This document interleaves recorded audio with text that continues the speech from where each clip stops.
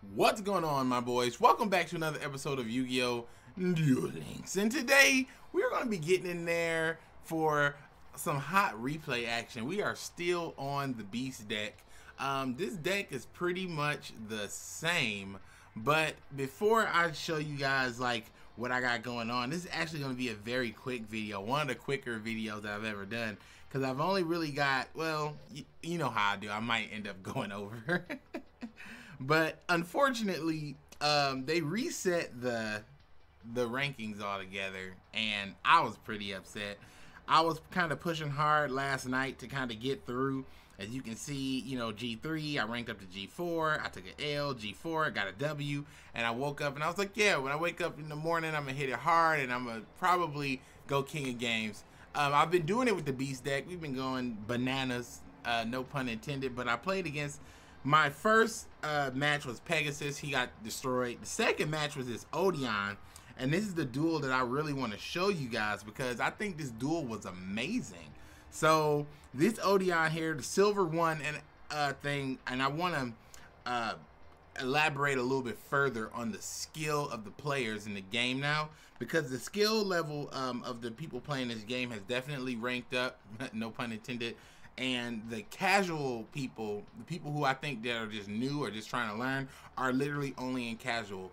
I think the rank mode has gotten extremely competitive. So regardless of where you battle, you have an amazing duel with some amazing decks, especially when the ranks are reset. There's a lot of great duelists that don't make it through the ranked battles because of just, I'm going to call it what it is, ranked battle shenanigans. Now, I don't have anything at all to prove this, but my advice to you is if you're trying to play ranked, you play with 2 or 3 decks, not just one deck, because eventually as you play through ranked and you get a win streak going, you get, I think it's, in my personal opinion, anywhere from 5 or more wins, you have to change your deck. If you do not change your deck after 5 W's, you will face a slew of people that it seems that they always have the advantage over you, regardless of the deck.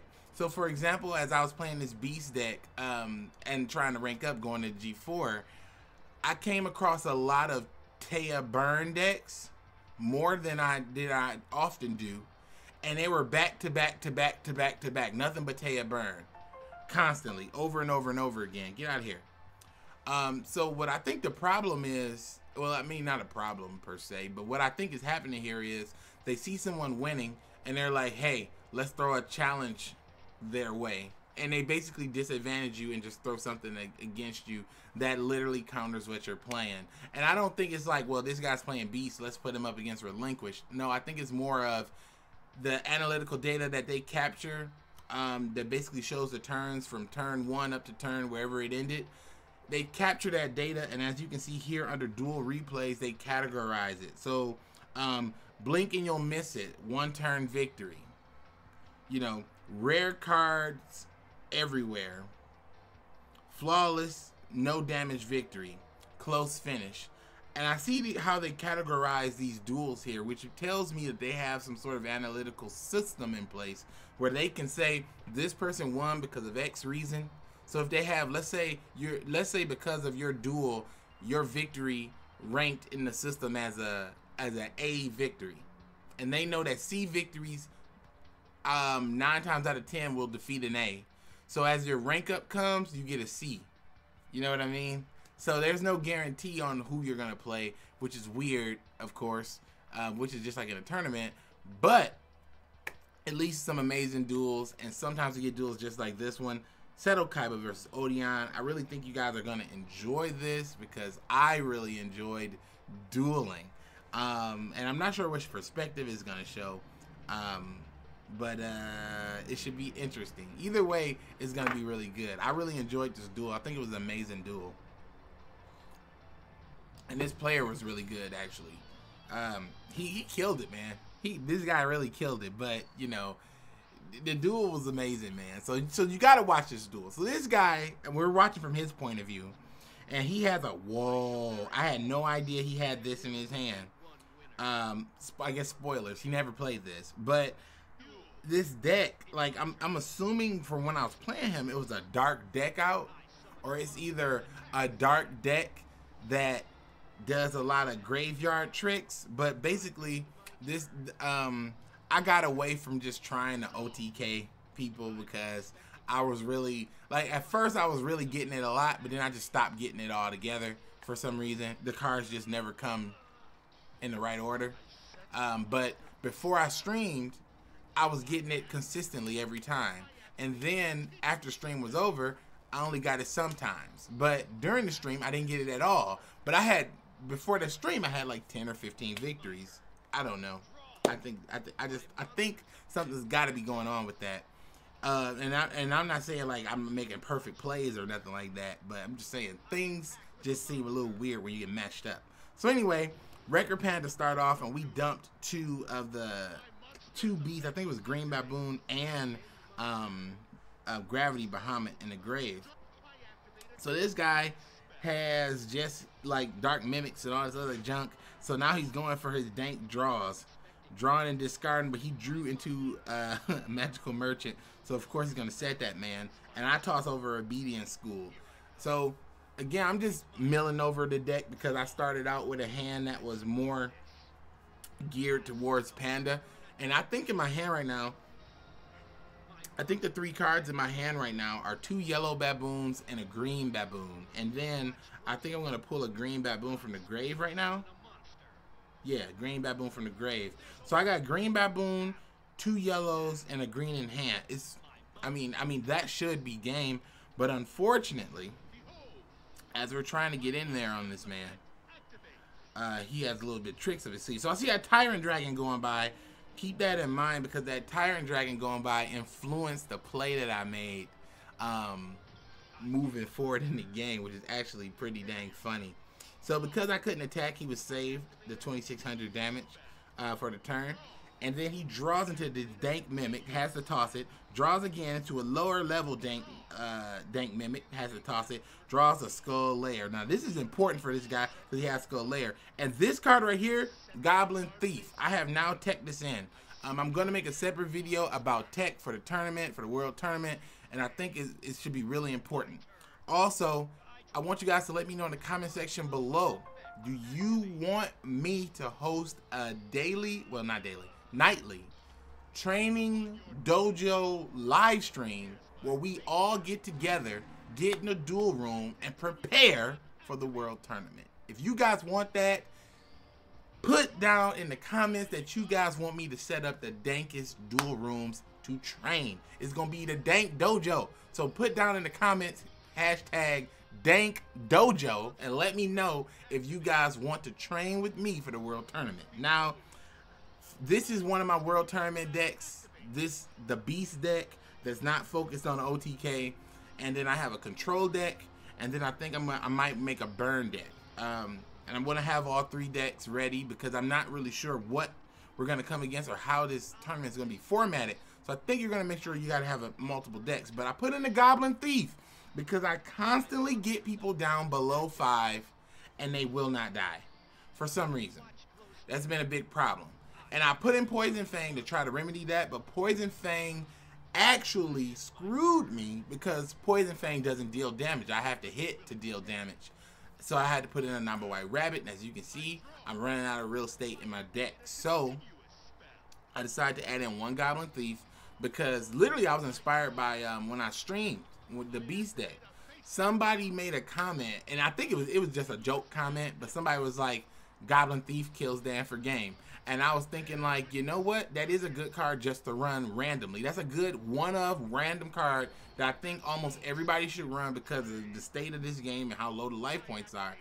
If you run just 1 Goblin Thief, you can take away that 500 life, gain back 500 life, and depending on the type of skill set you got, that could either be extremely helpful or do nothing for you at all. But for me, since I'm using cards that take my life points away, having a card that can give me an extra 5, taking me from somewhere, let's say for example I was at 900, it takes me from 9 to 14. I got 1,000 for Green Baboon. It's a great card, so try it out. Try just 1, don't try it on me. So this man summoned Guardian of Anubis. I thought he was trying to go for a Tyrant Dragon play. So that's why I activated my Skull Lair and popped his monster. But he was actually going to go for this Umbral Soul. So, you know, I was wrong on the Tyrant Dragon play, but I really thought that Tyrant Dragon was going to get in there. So now he's going to attack his face down. So he plays a feint plan, and I'm like, dang. Like, at this point, my bad. I got to clear all this out of here and mute this. Sorry. You saw all those random notifications. My bad. Take a look one more time, boys. Sorry. Get out of here. Tamashi. Get out of here, please. I follow her on Twitter. I love Tamashi. So, now this man flips over Hero Shadow Scout. I'm guessing he's going like, I'm going to stop trying to beat this dude up and let me just try to deck him out. And at this point, I'm thinking, frick. I don't want to get decked out. I was having the advantage. But then he summons his Umbral Soul and attacks the face down. And this is when your boy Mogmo comes into play, because I told you, you need to run Mogmo in this beast deck because it's very important just to balance things out. Like, the Mogmo just works, man. Once per duel he can come back. He only need to come back once per duel, because now I attributed him off, activated beatdown, summoned this dark beast. And right here, I'm gonna just pause it real quick. Right here, I thought that he was gonna have, like, I don't know, something like Haribo or something. So I just attacked with my dark monster first, because I didn't want, I don't know, I didn't want any issues. I just wanted to swing with the dark monster and test his response. And I know he doesn't have enough to do Skull Lair, so I just went in there. So now, attack with the dark monster, dies. He blows up, kills everything not dark, so he does not destroy Gravity Bahamut. For all you boys that take Gravity Bahamut out, this is why you need him in. He's a dark monster. He goes against the grain for Earth. He's the only beast monster that's a 1 tribute. And while he's on the field, if he's destroyed by battle or card effect, you can always use green or yellow to replace him. But the thing is, if you got a green on the field and green's destroyed by a card effect and you don't have another green available, you can't summon back the green that just popped. So unless you can, I've never run into that situation. But that's pretty much, you know, what's going on here. So now this man, like, we've doing the banished jutsus, get all these monsters out of here. His Doomsday Horror just popped himself, and now he's putting all these cards that were banished back into the goddamn grave. This is insane, man. Like, when I looked at the duel log, when I took a look at this at the end of the duel, it was crazy. This guy had a lot of cards being played.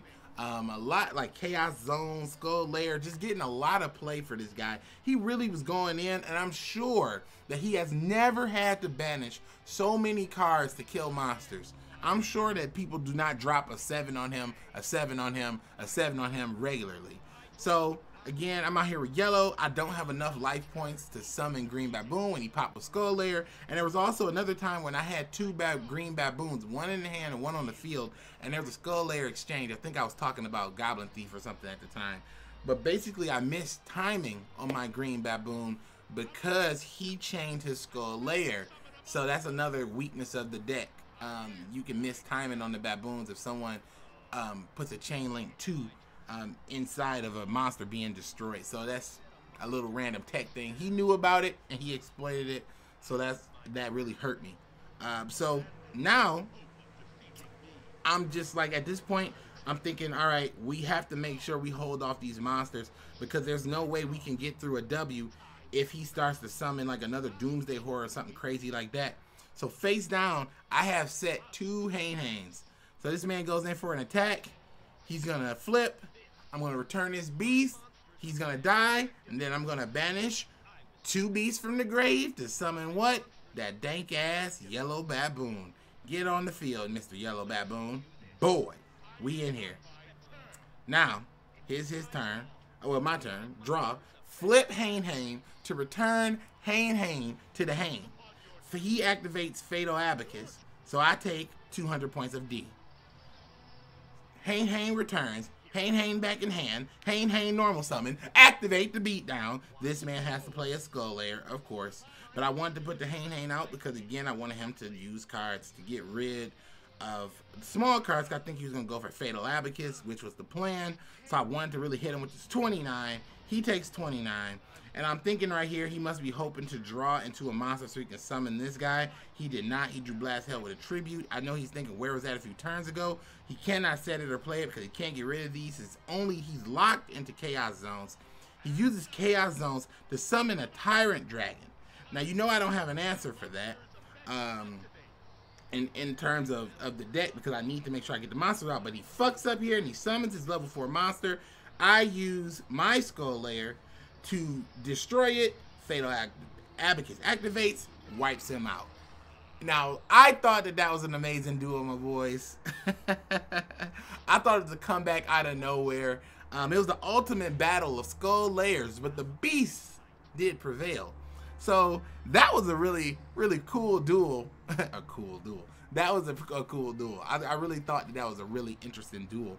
So let me know what you think about this particular duel, or this deck even. Oh wow, that was 15 minutes. That was a long ass duel. But let me know what you think about the duel. Let me know what you think about the deck. I actually removed Gale. Actually, I'll show it to you really quick what it looks like right now.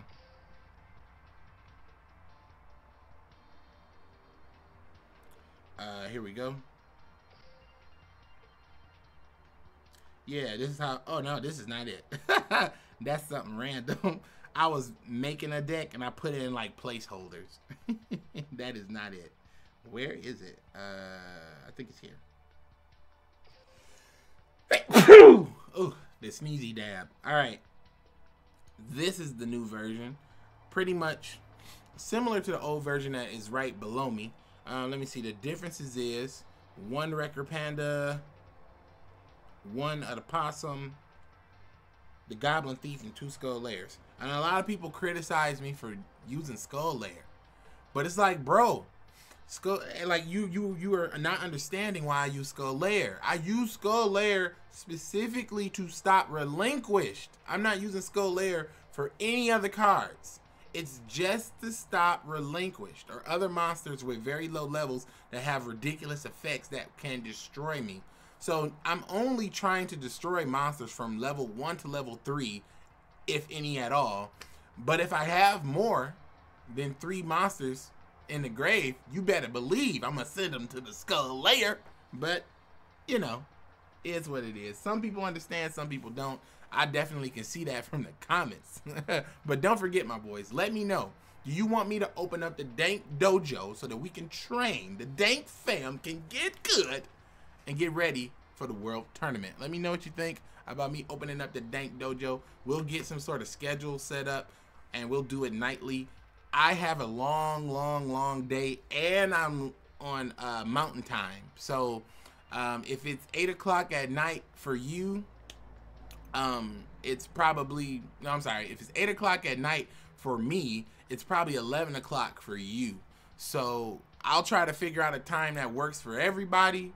If you guys want to do the Dank Dojo, and then we will get in there and train, get good, get better, get advanced, because it's hard to get a lot of advanced play from rank mode. And I think that I'm in a unique position to rally up some of the best duelists around so we can get in there, train, get good, and somebody from the YouTube community can take worlds. That's what I want to see.